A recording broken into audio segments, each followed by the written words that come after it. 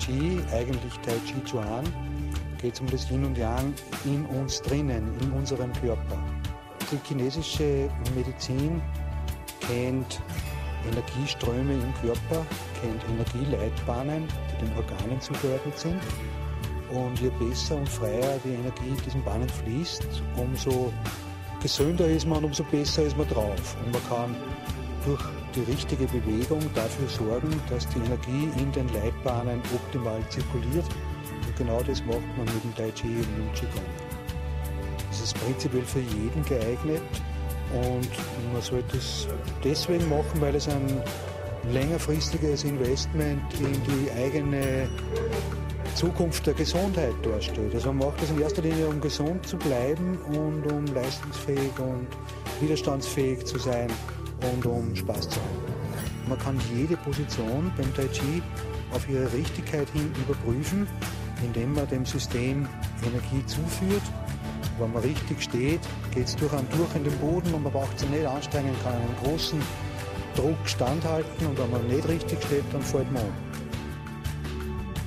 Tai Chi Chuan heißt eigentlich übersetzt höchste, letzte Faust. Wobei sich die Faust auf den Aspekt der Selbstverteidigung bezieht und darüber hinaus auf den Aspekt des Körperlichen insgesamt.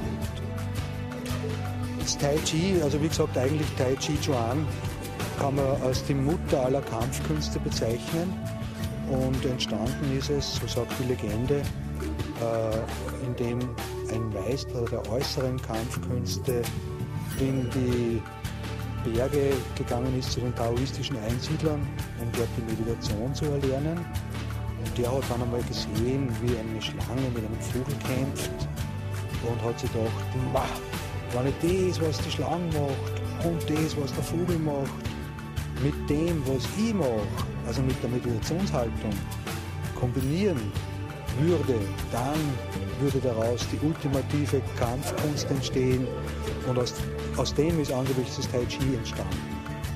Wichtig beim Tai Chi ist, dass es Spaß macht, dass man Freude daran hat, dass man sich nicht zu irgendwas zwingt, das wäre kontraproduktiv. Aber gut ist natürlich, wenn man möglichst regelmäßig auch für sich zu Hause übt, weil es gibt nichts Gutes, außer man tut es.